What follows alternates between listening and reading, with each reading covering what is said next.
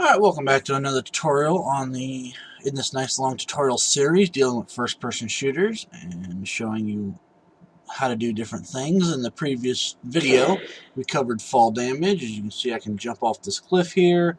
I fall, I take a little bit of damage, and then we can walk over here, pick up some health, and we're all good to go. But now, let's say we walk over here to this section here. Something over here kills us. And, you know, we got to save the values that we came across there with, you know, because we don't want to have maximum ammo, maximum health and all after starting the level with little to nothing of any of the above. And that way, anything we've picked up is now gone. We can't re-pick it up, and we don't want that. We want to have a way to save the variables when we cross through here, say like a checkpoint system or something, so that we can deal with it and set it up. And it'll also help us with the respawner. For when we die, we can respawn at the checkpoint, say in like the hallway here, versus up on the top there, which we'll cover in another video.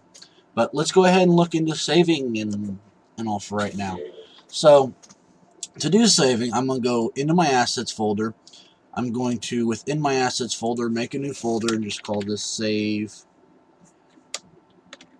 I'm going to call it the save program, because in essence that's what it is, and apparently Unreal just does not like spaces in their folder names. So we're going to call it the save program. We're going to double click and open that. Now there's a couple of things we need in here. The first thing is going to be a blueprint class, and we're going to need it to be an actor. This is going to handle all of the save and checkpoint modifiers that we're going to create. I'll show you more about that here in a minute as soon as we go to create that. Alright, let the autosave go off apparently.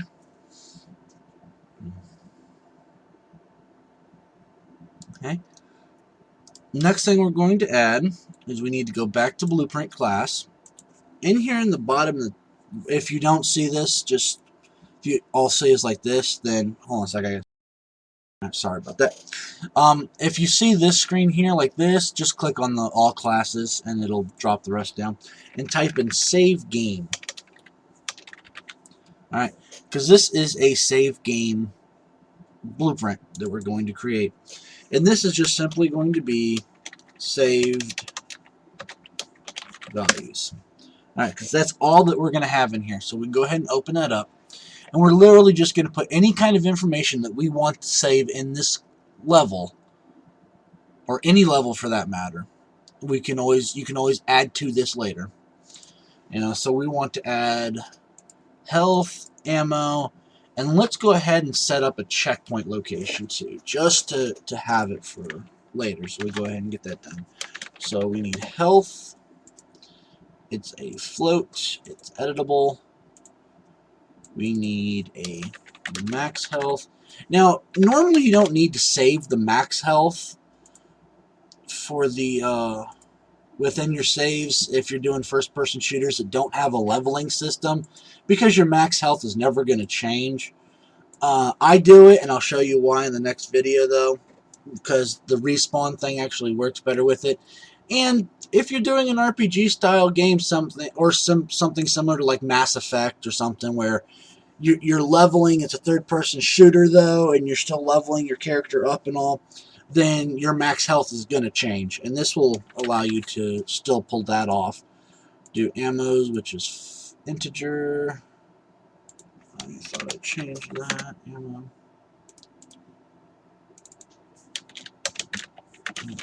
Ammo. Integer. Editable. And then this one is going to be a checkpoint. It's going to be a vector. Okay? Because we want not only our X and Y location, but also our Z, how far up or down from the world origin we are. So we can go ahead and save. We can compile that. Make sure, and it didn't take its name, so checkpoint. It does that from time to time. So just before you exit out of this particular part of it, just make sure you've got your things there, whatever it is that you are actually saving. Alright, so we go back over here.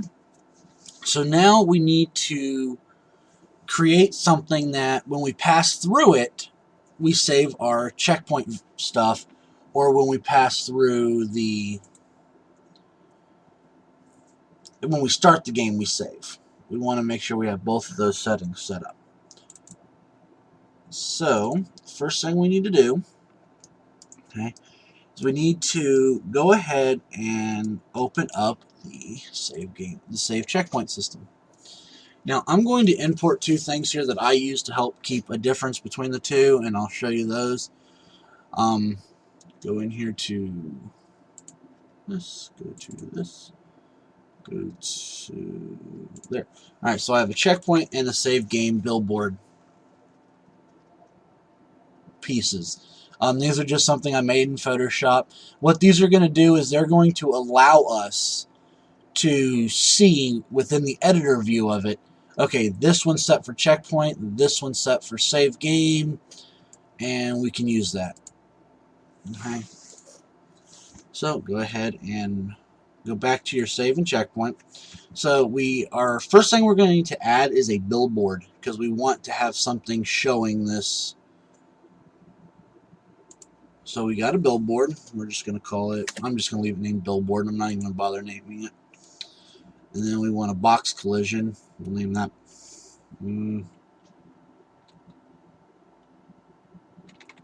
Just name it trigger. Go ahead and compile and save it so we have it.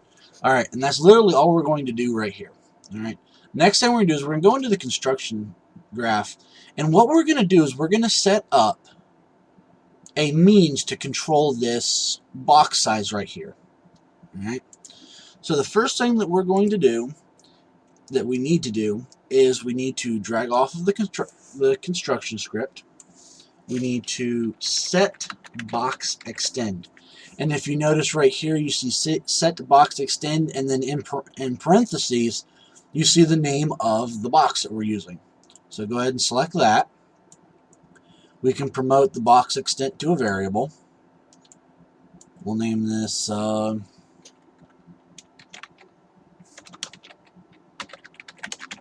trigger resize. It is editable, and I'll show you why that's going to be editable here in a moment. And let's go ahead and just give it a default value of 100, 100, 100, so that we can see it even when we place it in the world. Alright. Next thing we're going to do is we're going to create a branch. And what this branch is going to allow us to do is actually trigger this image, the image that's within this nice little thing here. It's going to either show save game or it's going to show checkpoint, depending upon what we want it to be. So we need to create a new variable, enable checkpoint. Now, if you've checked out other saving videos out there, there is one out there that covers all of what I'm doing right now. So I do thank him for making the initial video, and this video will just show you how to do different things for like a first-person shooter standpoint. Even though the other one you can pretty much figure it all out and get it all together. So we're going to connect these up. Alright. And now we need it to do a few things. We're going to change the billboard, so we need to get the billboard out here. And all we're going to do is we're going to drag off billboard and type in set sprite. Okay. Copy, paste. Connect that to target. And if checkpoint is enabled, we want it to show us the checkpoint. If it isn't, we want it to show us the save game. So if we compile, save that, we go back to viewport, bam, now we have the save game thing. If we go back to this, we select that, we select enabled, then we see checkpoint. And that's how it'll appear in the game. So now we are done there. And you can put your comment brackets around stuff if you want to. I haven't been, but you would just highlight what you want, hit the C key, and then change based on checkpoint.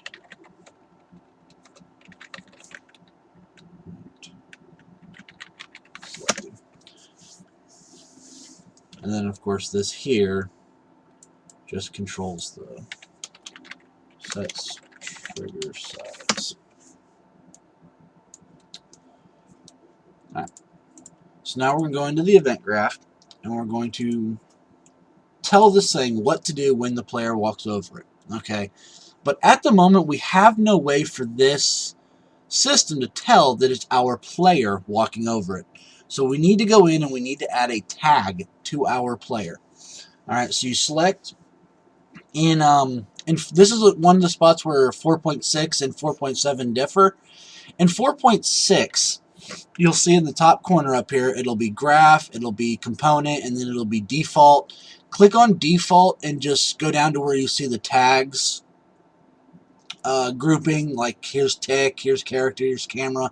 There'll be one actually called tag, and in that you'll find where to do what we're about to do here. If you're in 4.7, you click on first person character self right there. You go down to actor. You want to hit the show advanced on the bottom, and then there's our tags for that. So we just click on the add element, and then we're just going to name this player, P-L-A-Y-E-R. Okay. Now what that's going to do is that's going to allow us to use a new node within the save feature. It's called actor has tag. What that's going to do is if a pawn walks through this checkpoint or this save feature, it's not going to fire off the event. If you fire through it, it won't fire off the event. It has to be the actual player walks through the stuff. Alright, so we're going to go ahead and select our trigger here because that's what we're dealing with, the overlap. And in 4.7 you see these. In 4.6 there's just a drop down menu under events. So you just, whichever one you need there. And in fact we actually don't need that because the event we want's not there. So we're going to right click on the screen and go event actor begin overlap. Let's see, there it is. Okay.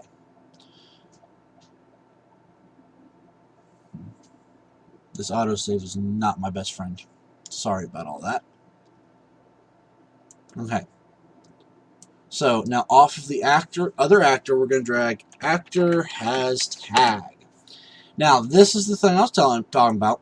This is going to check to see what tag, whatever it is coming through this feature, through this trigger volume, it's going to look and see, does it have the tag that we want specified? And in this case, we want player specified. Okay.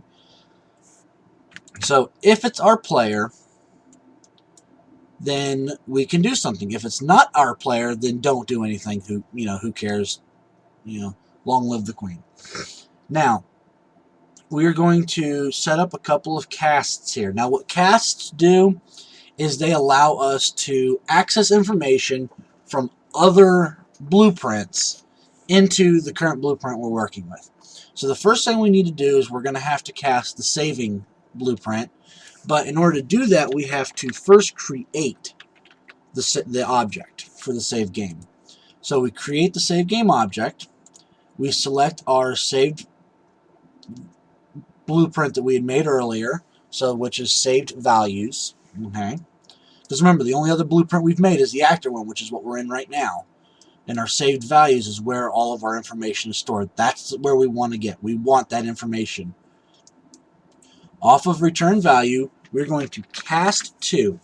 Now, if you've done this right and this is what's in there, as soon as you drag off of this and just type in cast, you'll see cast to saved values, which that is what you want. This here is going to allow us to now get whatever variables are stored within the saved values thing. And I always commit everything to a variable just because it's easier on me. And down the road, I hate having a million lines drug all over the place. I really do dislike that. And then next thing we're going to do is we're going to cast to, and then we need our player character, okay? Because the information we're wanting to save is from our actual character. So we're going to take and we're going to drag off of this, and we're just going to get player character, because that's the object. The object of interest for this is the character itself, not the controller, not whether they're doing something or not doing something. We just want to know our character is what is going to give this information to us. So we promote that to a variable. We call it char. Most programming things you'll run into, such as like Flash and all that, I've seen the stuff named char, so I just kind of keep it the same here. Alright, now we need to do a branch, because obviously when the game starts, you're going to save things such as like level name or like boss counts or whatever you may want to save when you start a level, but when you hit a checkpoint you may not want to save those things. So we're going to go ahead and hit up the checkpoint here. We're going to get the checkpoint and connect that. So now, in our particular case, everything that we're going to save is the checkpoint, or as the save game where we can save as the checkpoint. Now in a later video we'll actually cover level changing, and in that particular instance we're going to want to save level names so that if we die midway through a level we know what level we're on, but if we die in the next level we don't want to respawn in the previous level. We want to be able to respawn in the level we're currently in. So first thing we're going to do is we're going to drag out the save here. We're going to drag out the character, put that above it up here. Now we have 5 things of information we need, so we need to go ahead and do this 5 times. Okay. Off of the save, we want to set health. Alright. Because everything from the save, we're wanting to set the saved information. So we're wanting to take the information from the character and save it into our save blueprint, or into our save variables. Alright. And then you just do the same thing for everything else. Connect that up. Write that down. I'm a little OCD, so apparently I apologize for having to line everything up nice and neat.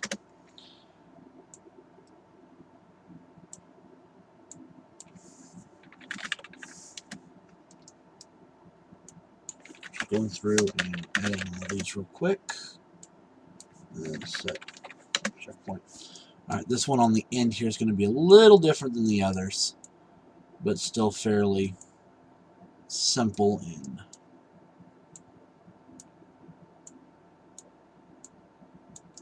fairly simple to set up. Alright, so now let's go ahead and get all the nodes that we need for these. So get max health, get max ammo, get ammo,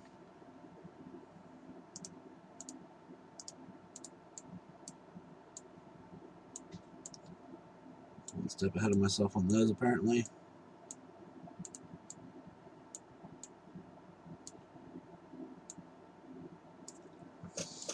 Alright, we can go ahead and connect all this up. So again, what this is going to do is it's going to take our variable, the values of these variables from the character blueprint, and it's going to add them, or it's going to set their counterparts within the save blueprint for this. That way when we go to save a game, we will actually see or be able to call these values later. Alright. Now for the checkpoint, like I said before, it's done a little bit differently. All we need to do is drag off of character, get actor location, and then that's literally all we have to do for the checkpoint thing. It's quick, it's simple. There. And drag those up even like that. Alright, now select all of that, Control C, Control V, drag it over, and connect the true.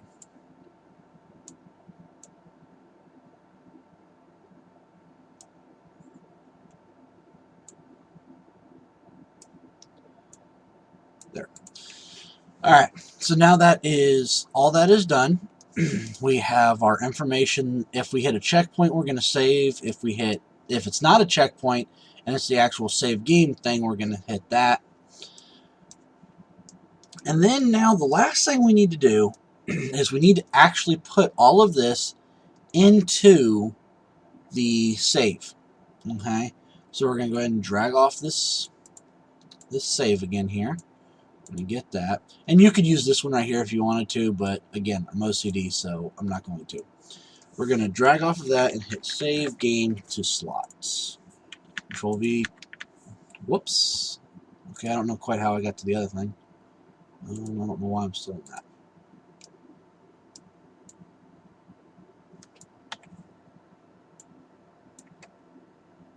No, let's just delete those.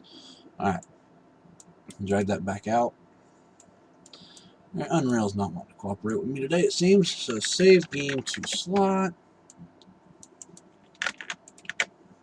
Alright, there we go. Alright. So we set those up. We give it a slot name. This is the name that when the game is saved, it's going to be called. This is going to be the name of the file. So like if you see in other games where you have like, you go to save the game, you got 4 or 5 different slots you can save it as. You name each one a different slot. Well, that different slot name would be plugged in here, and then the user index would also be different. So let's say we'll just do save underscore 001. Okay. And then we're going to connect these up. Okay.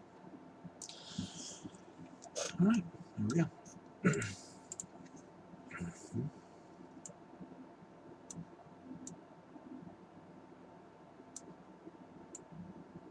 Right. Now that right there will take up and show us, will allow us to create the save thing. So we're going to put a checkpoint right here in the center. Now if you look over here on the side, this is where we were talking about editables earlier.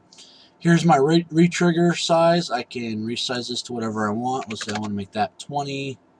I want to make this one 20. I want to make this 500. Now let's make it 550 just so it goes through the wall. Scroll it up. Let's make it height of 400.